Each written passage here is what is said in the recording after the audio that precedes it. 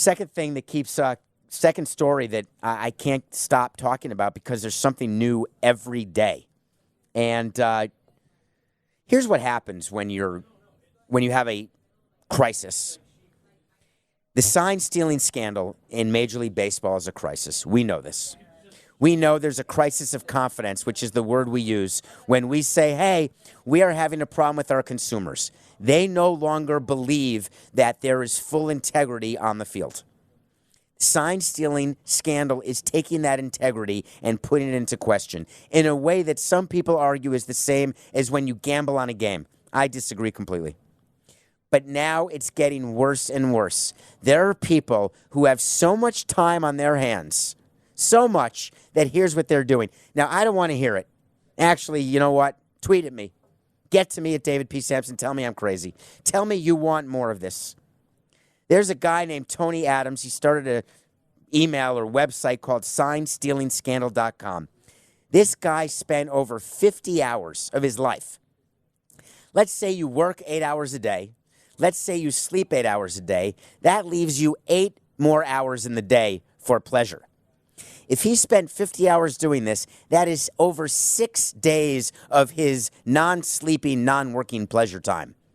That's almost a week. That's 1/52nd of a year.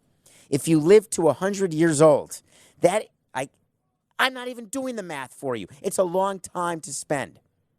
I could do the math.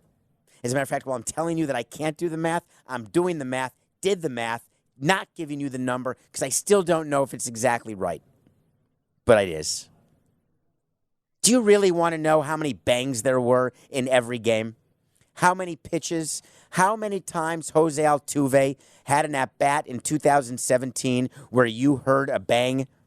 2.8% of the pitches in the games that he watched on video, he heard a bang. He couldn't hear any whistles, claps, shouts. He heard bangs. I hear voices. I wonder if we can steal signs by having players hear voices in their head. I bet Leonardo DiCaprio from Shutter Island would be super good at that. My point is that, Tony, tell me what you're trying to accomplish. Are you trying to say that the players who heard the bangs had better performance? Are you trying to say there were a group of games in the June-July area where banging was at an all-time high? But then after Danny Farquhar walked off the mound in September complaining about something that the bangs all of a sudden stopped, and that means they're guilty?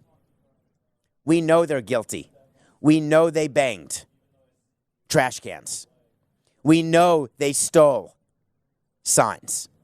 We also know they're keeping their trophy. We also know players aren't getting suspended. Why is it that we're digging? What are we trying to find? When do you let a story go? This is not about freedom of the press. I'm not trying to quash investigation. I'm not trying to suppress the truth. People get so confused these days. Just because I'm telling you that it's enough does not mean that it's always too little or sometimes too much. It means there are certain stories, it's time for them to end. What are you going to learn? John Boy is another example of a Twitter phenomenon, a YouTube maven. Totally jealous of him. He gets millions of hits. But he sits around all day. He finds video, and then he makes a point through the video. What are we accomplishing? I'm waiting. Anybody tell me what Tony Adams did adds to the greater good of Major League Baseball, helps fans get through the tragedy of sign stealing? We've talked tragedies this week. Sign stealing is not a tragedy. Does doing it get through the integrity issue where now you can say, we've heard the bangs. We know that Altuve was 2.8%, but Springer was 14%. We know which games had how many bangs. Is that helpful to you? That's the criteria. Keep digging when there's help to be had.